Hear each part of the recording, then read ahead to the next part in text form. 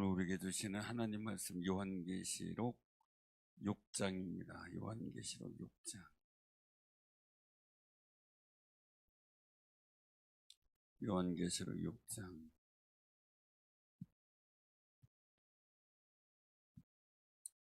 1절부터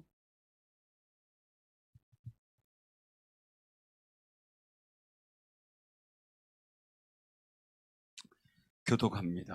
요한계시록 6장 1절. 내가 봄에 어린 양이 7인 중에 하나를 떼시는데 그때 내가 들으니 내 생물 중에 하나가 우레소리 같이 말하되 오라 하기로. 이에 내가 보니 흰 말이 있는데 그 탄 자가 활을 가졌고 멸류관을 받고 나아가서 이기고 또 이기려고 하더라. 둘째 인을 떼실 때에 내가 들으니 둘째 생물이 말하되 오라 하니.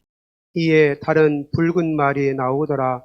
그 탄 자가 허락을 받아 땅에서 화평을 제하여 버리며 서로 죽이게 하고 또 큰 칼을 받았더라.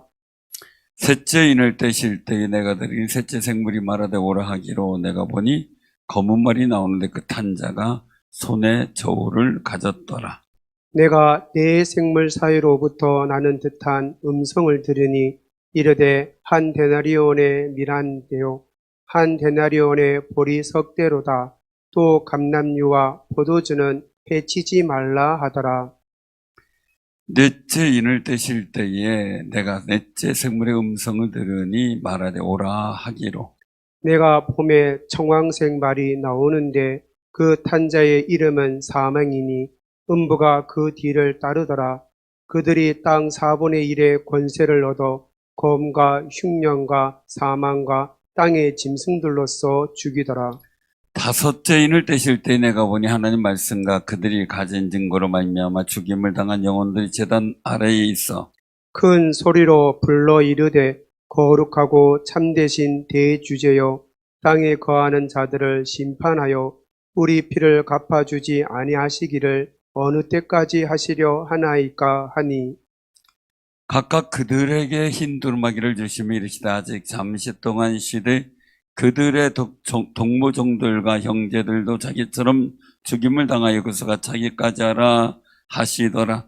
내가 보니 여섯째 인을 떼실 때에 큰 지진이 나며 해가 검은 털로 짠 상복같이 검어지고 달은 온통 피같이 되며 하늘의 별들이 모아가 대풍에 흔들려 서리건 나무가 떨어지는 것 같이 땅에 떨어지매 하늘은 두루마리가 말리는 것 같이 떠나가고 각 산과 섬이 제자리에서 옮겨지매 땅의 임금들과 왕족들과 장군들과 부자들과 강한 자들과 모든 종과 자유인이 굴과 산들의 바위 틈에 숨어 산들과 바위에게 말하되 우리 위에 떨어져 보좌에 앉으신 이의 얼굴에서와 그 어린 양의 진노에서 우리를 가리라. 그들의 진노에 큰 날이 이르렀으니 누가 능히 서리요 하더라. 아멘. 아멘. 오늘 이 말씀을 통해서 우리 같이 은혜를 나누고자 합니다. 이 말씀을 보면 어때요? 유쾌해요? 무거워요? 무겁죠? 새벽 말씀 에스겔서도 보면서 무겁죠? 세상의 무게하고 성경 말씀 보면서 듣는 무게하고 어느 게 더 무거워요? 지금 우리나라가 겪는 여러분들이 보고 듣는 무게와 성경 말씀을 듣는 무게 어느 게 더 무겁나요? 안 재봐서 모르죠? 재볼 수도 없겠죠? 각자 마음이 느껴지는 것마다 다른데 중요한 것은 우리 하나님의 말씀에 대한 무게감이 더 무겁게 느껴지길 바랍니다. 그게 필요한 거죠? 세상 끝날에 어떤 일이 있을까 궁금하지 않으세요? 세상 끝날에 어떤 일이 있을까 궁금해요? 안 궁금해요? 예? 궁금해요? 성경을 통해서 보면 알게 되겠죠. 세상 끝날에는 주님 오시고 주님 앞에 들림 받은 자와 환난 중에 있는 자가 있다래고 그 최종의 끝은 뭡니까? 천국과 지옥으로 나눠지겠지요. 여러분들은 천국의 소망을 가진 것을 축하드립니다. 미래 비전에 대해서 아무래도 답답하고 어떻게 될지 모르는 것보다 힘든 게 없어요. 근데 정해져 있다면 감사할 일이죠. 그죠? 어디 학교 들어갈까, 어느 데 들어갈까 고민스러울 수 있어요. 근데 정해졌으면 수능 기간이 너무 편하겠죠. 정해졌으면. 근데 우리가 어떤 일들 속에서 보게 되면은요, 지금 돌아가는 상황들과 여건들이 세상의 모든 일들의 상태가 그냥 어떻게 될지 모른다면 답답하겠죠. 그런데 하나님은 전지를 지으신 전능하신 분이에요.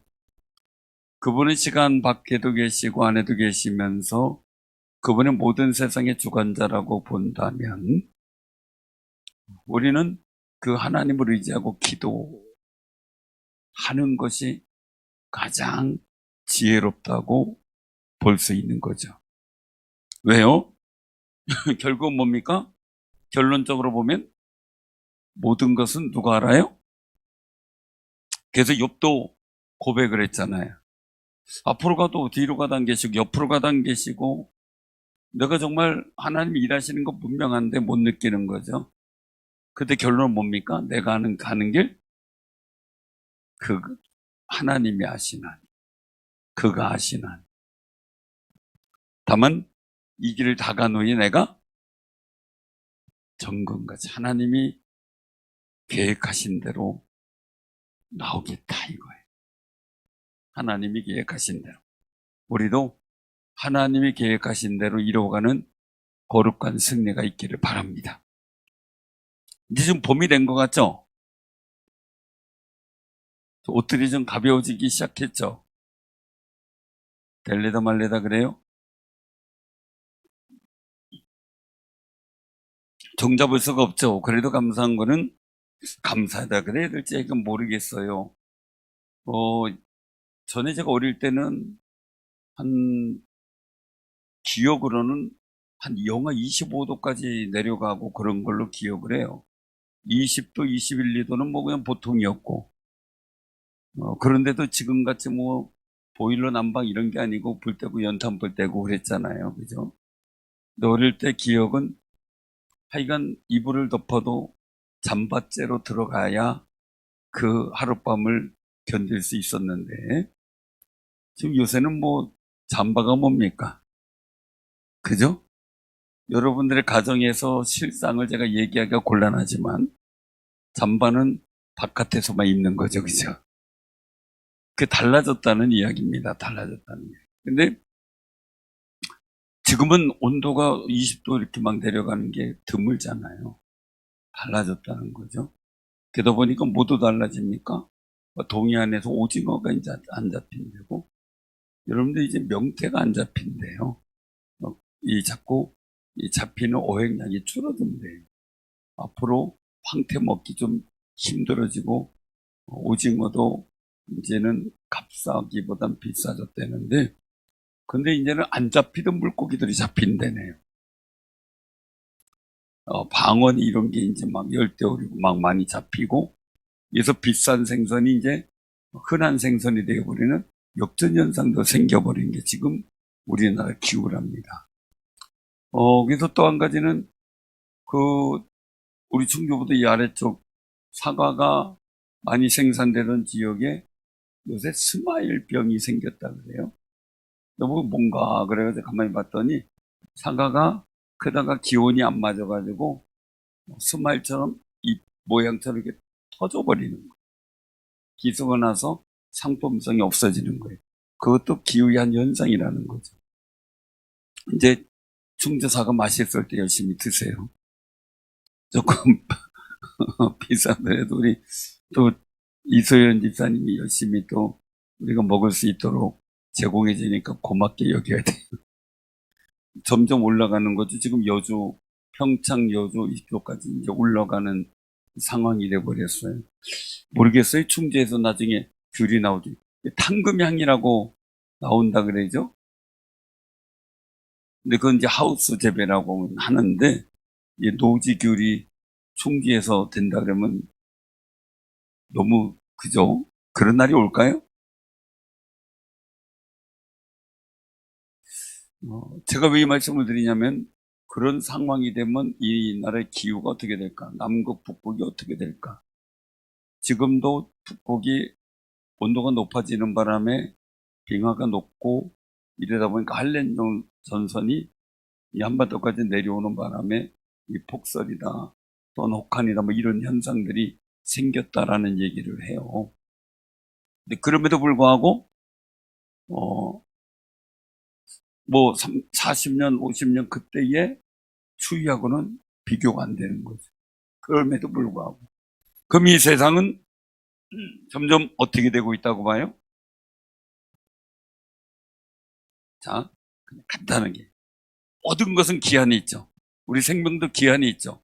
물건도 기한이 있죠. 차도 기한이 있죠. 그죠? 이런 제품들 다 기한이 있죠.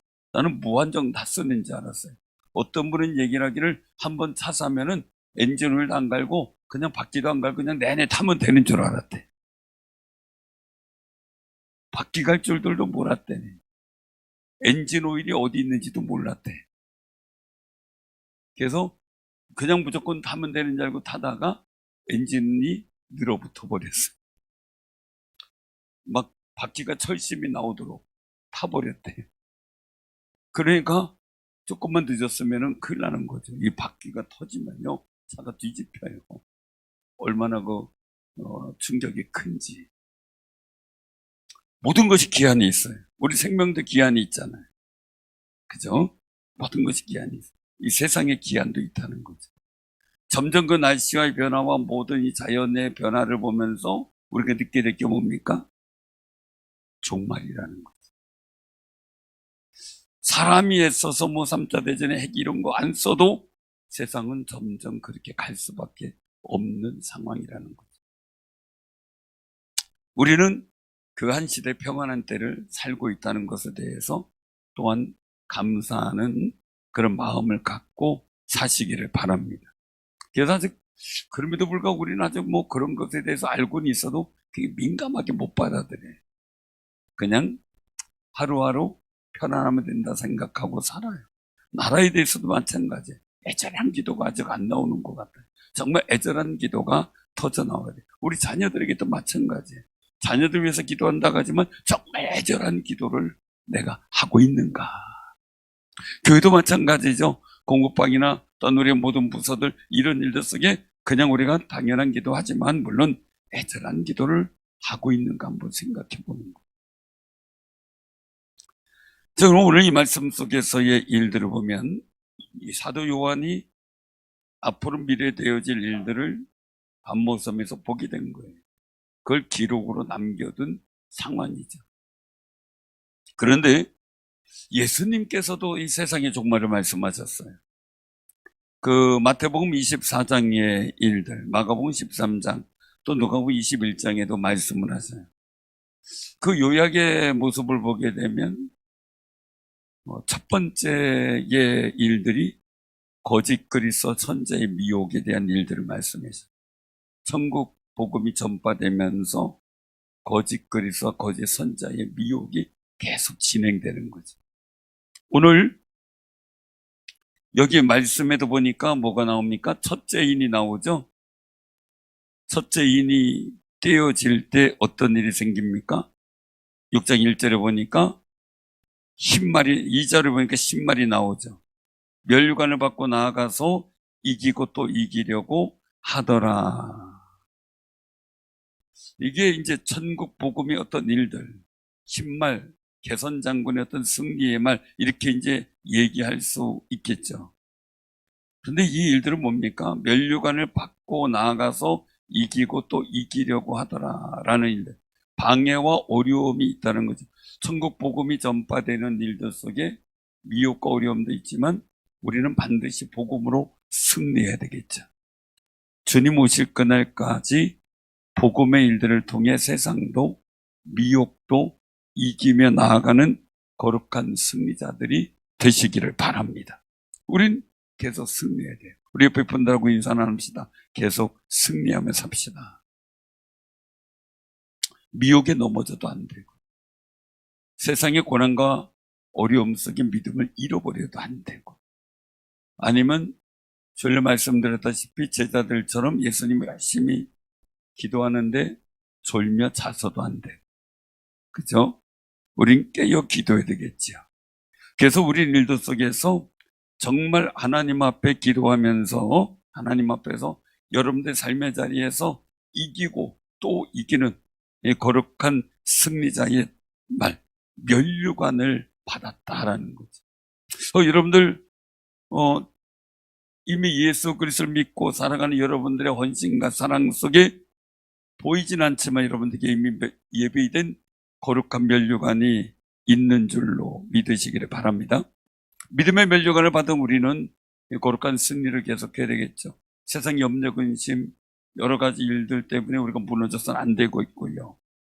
그 다음에 여기 보면 이제 둘째인이 3절에 나오죠. 거기 보면 4절에 보면 붉은 말이 나와요. 그 탄자가 허락을 받아 땅에서 화평을 제하여 버리고 서로 죽이게 하고 큰 칼을 받았다라는 거예요. 큰 칼을 받았다. 이게 어떤 걸까라는 거예요. 어떤 걸까?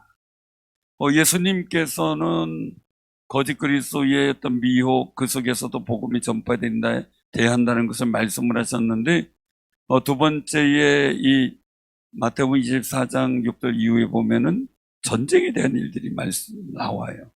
근데 오늘 여기서 보면 붉은 말, 땅에서 화평을 제하여 버리고 서로 죽이게 하고 큰 칼을 받아 전쟁의 위협의 일들이 나오죠.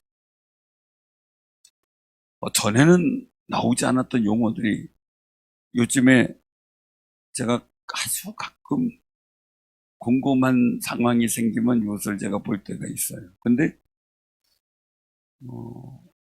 간간히 러시아도 그렇고 다른 데서도 그렇고 3차 대전에 대한 이야기가 심심찮게 그 용어가 나오고 있다는 거예요. 그래서 이 조금 이건 좀 안 해야 될 말들 아닌가 싶을 정도로 그러고 있단 말입니다. 그래서 말이 씨가 된다라는 얘기도 있잖아요. 그죠?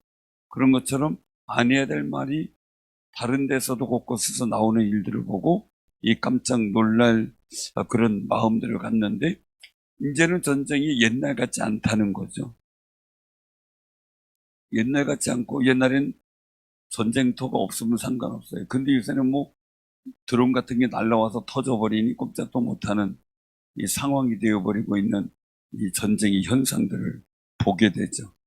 어쨌든 이 전쟁의 일들이 서로 죽이게 하는 칼을 받았다는 거죠. 이게 이제 문제가 되죠. 자, 세 번째 인을 얘기를 하고 있어요. 세 번째 인은 뭡니까? 그 5절에 보면 검은 말이 나오죠. 그 탄자의 저울을 가졌어요. 그래서 뭐를 제요? 6절에 보니까 보리석대, 감람녀, 포도주 이런 일들 그건 해치지 말라 그랬는데, 보리 데나리온에 한 데나리온에 밀한대, 한 데나리온 보리석대, 이걸 이제 말씀을 하고 있는 일들이. 항상 그 열왕기상하 역대상하의 그 전쟁의 일들 속에서 아주 참혹한 현상 속에 뭡니까? 꼭 나오는 이야기가 곡식을 되는 일들을 되어서 파는데 가격이 현 상황보단 황당하게 달라지는 그런 상황들을 말씀하는 것을 보게 돼요. 그래도 여기 보면 감람류와 포도주는 해치지 말라라고 하는 걸 보면 아직은 여력과 가능성이 있는 상황들이죠. 이게 뭐냐면 그렇게 한번 보게 돼. 기근이 임하지만 아주 완전한 모든 기근은 아닌 거죠. 그래도 한쪽 구석에 먹고 살 수 있는 여력이 생기는 것을 보게 돼요.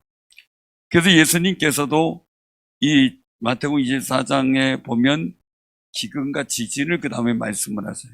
그리고 쓰나미 같은 그런 현상들도 말씀하시는 일들을 보게 돼요. 자, 그 다음에 넷째 인을 보게 돼요. 넷째 인을 떼실 때 넷째 생물의 음성을 들으니 말아 오라 하기로 그 뭡니까? 8절에 보니까 청황색 말이 나와요. 거기에 사망과 음부가 그 뒤를 따른다. 땅 4분의 1의 권세로도 검과 흉년과 사망과 땅의 짐승들로서 죽이더라. 라는 그 모습을 보게 돼요. 사람. 여기 일들을 보게 되면 흉년도 있으니까 기근도 있겠죠. 또 여기 보면은 검이라고 하는 얘기 뭡니까? 결국 전쟁이나 이런 일들을 또 상해. 전쟁과 기근, 그리고 또한 자연의 어떤 섭리가 무너지는 현상들을 말씀을 하고 있어요. 예수님께서 누가복음 21장에 보면 네 번째로 전염병에 대한 사망을 말씀하고 있는데, 여기 보면 이제 그 일들, 흉년과 사망의 짐승들로서 죽는 이런 일들 속에서 음부의 일들이 뭡니까? 다 전염병에 관한 일들에 대해서 이제 말씀하고 있는 거예요. 우리가 살아가는 세상에서 보면 어느 순간에 따라서 전염병과 재앙의 일들이 많이 나오는 그런 때를 경험했을 때가 많이 있습니다. 그 다음에 이제 다섯째 인을 떼는 거예요. 다섯째 인을 뗄 때 보니까 뭡니까? 여기 보면 하나님 말씀과 그들이 가진 증거로서 말미암아 죽임을 당한 영혼들, 선교자들이죠. 그들의 탄원이 나옵니까? 정말 우리 피를 갚아주지 아니하시오는데 참고 기다리고 있는데 빨리 우리가 하나님의 거룩한 은혜로 말미암아 핏값을 갚아지고, 그리고 주의 나라가 빨리 임했으면 하는 그런 소망의 탄원이 담겨져 있어요. 어느 때까지 하시려 하나이까? 라고 얘기를 하는 거죠. 근데 11절에 말씀하는 거죠. 그 수가 차기까지. 그러니까 이제 첫 번째 인에서 흰 말을 가지고 면류관을 받아가지고 나아가서 이기고 이기는 그런 상황들을 만들어 가지만, 중요한 건 그 속에서 선교자도 나오고 희생도 있겠죠. 근데 그 원하는 수가 차기까지라고 하는 일들을 통해서 보면 그럼 숫자가 정해진 건가? 이렇게 생각을 할 수가 있어요. 그러나 우리가 여기서 보면은 이 선교자들의 호소 속에서 나타나는 것은 예수님께서 말씀하시는 이 마태복음 24장과 연관된다 보면 요 다섯째 시기에 예수님은 성도들이 받을 핍박과 순교를 말씀하셨어요. 그 순교는 어느 때 생깁니까? 복음을 지키려고 하는데 생길 수도 있지만 전하는 데도 생기는 거죠. 그러니 전하는 일들 속에 받을 핍박과 일들, 예수님께서 말씀하시는 것은 제자들에게 하신 말씀 뭡니까? 성령을 받으면 권능을 받고 예루살렘, 온 유대, 사마리아와 땅끝까지 이르러 내 증인이 된다. 이 말씀을 하셨거든요. 그 속에서 이 과정 속에 나타나는 피 흘림과 여러 가지 일들이 너무 많겠죠. 근데 중요한 것은요, 이 땅끝이 어디까지냐는 거예요. 선교사적 쪽에서. 이 땅끝을 보는 면에서 이 선교사의, 이 선교의 관점으로 본다 그러면은 그런 얘기를 많이 합니다. 종말론적인 입장에서. 그 복음이 전파되다 지금 되어지는 일들이 어디냐? 북한이다. 그렇게 얘기를 합니다. 종말론적 사고를 가진 분들은. 왜냐면 우리나라에서 계속 복음이 동쪽으로 전화 오다가 지금 북한에 또 중국에 복음이 단절된 걸 가지고서 그렇게 얘기하는 분들이 있습니다. 근데 또 한 가지는 그 땅의 부분을 얘기를 하고 있는 건데, 그건 땅의 민족의 부분을 갖고 얘기를 하는 경우가 있습니다. 그래서 선교사님들은 아까 이제 종말론적 사고를 갖고 있는 분이라고 얘기했지만, 그러지 않고 땅에 대한 지역적 위치, 땅끝, 그것을 이렇게 북한으로 보고 이렇게 하는데, 민족적 사고로 보는 경우도 있습니다. 그것은 모든 민족에게 복음이 전파되는 것이 마지막이다. 이렇게 땅끝이다. 라는 것을 얘기하기도 해요. 그래서 한동안 이 소수민족에 대한 복음 전도에 대해서 굉장히 많이 심혈을 기울였던 때가 있었어요. 그래서 중국에도 이 소수민족이 있거든요. 한 1% 정도 되는. 그 민족에게 복음을 전하려고 많이 애썼던 선교 단체도 있었습니다. 지금도 다 그 일들 속에서 보면 또 대만 같은 선교국의 어떤 그들의 어떤 가지고 있는 사고를 보면 자신들은 그 땅끝의 의미를 지금 퍼져 있는 주간민국의 사람들, 그들이 얘기입니다. 중국 열동의 사람들에게 끝까지 복음이 전파될 때까지를 끝으로 보는 그런 그룹들도 있습니다. 근데 중요한 것은 뭡니까? 그 과정 속에서 나타나는 순교의 일들이 있는 거죠. 끝까지 전파하다 보니 순교의 일들이 찾아오게 되고 그 일들 속에서 그 수가 차기까지라는 표현으로 이렇게 우리에게 경종을 주는 그런 부분이 될 수가 있는 겁니다. 그래서 우리는 정말 기억하기를 이 땅에도, 우리가 살아가는 이 땅에도 여기 말씀하시는 다섯째 인을 뗄 때에 순교자들이 제단 아래에서 큰 소리로 우리의 피를 갚아주지 아니하시기로 어느 때까지 하시려 하나이까라고 부르짖는 것처럼 이 나라를 위해서도 기도할 수 있구나라는 생각을 갖게 돼요. 그러므로 피 흘리면서까지 그 피를 갚아주기를 원하시는 그 순교자들의 탄성이, 그리고 어떤 기도가 있듯이 우리도 그런 믿음의 모습을 갖고 하나님 앞에 기도하는, 그리고 주님의 복음 전파가 이루어지기를 소망하며 기도하는 귀한 삶이 되시길 바랍니다. 그 땅끝이 여러분들 가족일 수도 있습니다. 그 땅끝이 여러분들이 살아가는 이웃일 수도 있는 겁니다. 그러므로 이 마음을 갖고 기도하는 귀한 삶이 되시길 바랍니다. 자, 그러면서 이제 12절에 보니까 뭡니까? 여섯째 인이 나오죠. 여섯째 인. 여섯째 인이 보니까 어떻게 됩니까? 해가 검은 털로 짠 상복까지 검어지고 큰 지진이 나고. 자, 큰 지진이 이 땅입니다. 해가 검은 털로 짠 상복까지. 그럼 해의 기능이 잃어버리는 거죠.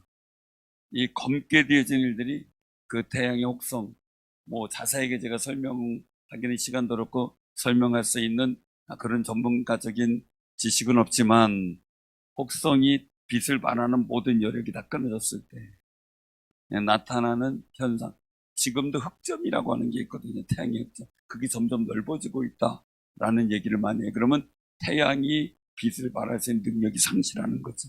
태양의 때가 다 되는 거죠, 말하자면. 기한이 돼서 그런 일들. 그 다음에 다른 온통 피같이 되는, 태양의 빛을 받아 반사하는데 태양의 빛이 약해지면 어떻게 돼요? 전등불도 약해지면 붉은 빛이 나잖아요. 그것처럼 이제 모든 기능들이 사해지는 그런 모습들. 그러면 하늘의 별들, 무화과 나무가 대풍에 설익은 열매가 떨어지듯이 하늘의 땅이 떨어집니다. 지금 이제 그 작은 어떤 행성이 지구를 충돌할 가능성이 있었는데 간신히 피해갈 수 있는 상황이 됐다는 그 내용을 제가 언론에서 접한 적이 있습니다. 최근에. 이제는 하도 들으니까 아이고 또 이제 하나 지나가는구나 이 생각이 드는데, 만약에 이게 설익은 열매 떨어지지 막 하늘에서 별이 떨어집니다. 별이 샥 지나가면 어릴 때 어떻게 했습니까? 또 누구 죽나? 또 영웅이 죽나? 이런 얘기들을 하면서 봤던 적이 있었지. 근데 한편으로는 또 뭡니까? 별이 쫙 그림이 떨어지면 영웅이 탄생하나? 이런 얘기도 하는 경우 있었죠. 그래서 옛날에 역사 드라마의 대조영 같은 경우 별이 떨어져서 이건 분명히 왕이 될 사람이 나타난다 막 해가지고 그 여러 가지 이야기를 꾸며낸 것도 본 적이 있습니다. 자, 근데 이런 일들이 하나가 아니라 수십 개, 수백 개가 떨어진다면 지구가 어떻게 될 것 같아요? 이 상상이 안 되겠죠? 완전히 우주가 무너지는 것 같은 거죠. 그래서 예수님도 마태복음 24장 29절에 보면 해와 달과 별들의 이상 및 하늘의 능력과 권능이 흔들린다는 것을 말씀을 하고 계신 것을 보게 돼요. 근데 여기 보면 14절에 보면 그렇게 말씀을, 하늘은 두루마기가 말리는 것 같이 떠나가고 하늘이 사라져버리는 상황. 각 산과 섬이 저절에서 옮겨지면, 이거 뭡니까? 지진이나 이런 걸 통해서 화산 이런 것 등에 옮겨지는 그런 모습들이죠. 그러면은 이것은요, 부자 못 살고 가난하고 이게 아니라는 거. 15절 이후로 보면 땅의 임금, 왕족, 상금, 부자, 강한 자, 모든 종과 자유인, 이 굴, 바위 틈이를 숨을 수밖에 없다는 거죠. 근데 그걸 16절에 보면 어린 양의 진노에서 우리를 가리라 라고 말할 정도로 하나님의 강력한 진노라는 것을 느끼게 됐다는 거예요. 근데 이 일이 예수님께서 예언하신 말씀과 반모섬에서 사도 요한이 본 환상과 일치되는 그 모습을 보게 돼요. 왜? 성령의 역사니까, 하나님의 계획이니까 그렇게 보여지겠죠. 그런데 이제는 우리가 이제 중요한 게 뭡니까? 이 시대를 살아가면서 뭐 여러 가지 얘기가 있지만 우리가 종말론적 신앙을 잃어버려서는 안 된다는 거예요. 그 때와 시는 모른다 그랬어요. 그러나 우리가 어떻게 하라 그랬어요? 깨어 기도하라 그랬어요. 깨어 기도할 때 구분이 되고 분리가 되면서 대비할 수 있는 지혜가 생기는 거죠. 그래서 이 지혜로운 다섯 처녀, 열 처녀 비해서 지혜로운 다섯 처녀처럼 우리는 그때를 지혜롭게 준비할 수 있는 믿음의 마음을 준비하는 것이 우리의 신앙의 삶이라는 거예요. 우리 옆에 분다고 인사 나누세요. 깨어 기도합시다. 깨어 기도해야 돼. 졸면 안 된다는 거예요. 자, 여기 17절을 같이 한번 봉독합니다. 시작. 그들의 진노의 큰 날이 이르렀으니 누가 능히 서리요. 누가 능히 서리요. 하나님의 거룩한 계획이 이루어지는데 우리나라를 위해서도 하나님께서 우리에게 복 주실 계획이 이루어지도록 진노와 화학 계획이 아닌 복 주실 계획이 이루어지도록 기도하고 이 나라의 민족이 깨어 기도하며 회개하고 하나님 앞에 바로 서도록 사상가 아니면 내 주관의 가치관이 아닌 정말 하나님 말씀에 집중하는 그런 믿음을 가지도록 말입니다. 예루살렘이 예수님이 부활승천하시는 왜 멸망합니까? 마음이 하나님에게서 멀었기 때문이죠. 입으로는 하나님을 경외한다 하지만 마음은 하나님께서 멀었죠. 그들이 하나님의 율법을 지킨다고 하면서 그 율법의 마음을 장로들이 즉 사람의 생각과 사상 속에서 율법을 보기 시작하고 풀기 시작한 거죠. 그게 그들의 큰 허물과 실수였던 거죠. 그래서 결국 예루살렘이 무너져 버리게 되는 겁니다. 예루살렘 무너지는 여러 가지 일들이 있지만 바벨론 포로 때도 결국 말씀대로 하나님 말씀이 선포되는 것을 외면하고 사람의 말들을 따라 애굽으로 가고 하다가 보니까 나라가 멸망한 거죠. 우리가 이런 일들을 보면서요, 누가 능히 서리요. 오늘 여기서 또 말씀합니다. 2절에 내가 보니 흰말이 있는데 그 탄자가 활을 가졌고 면류관을 받고 나아가서 이기고 또 이기려고 하더라.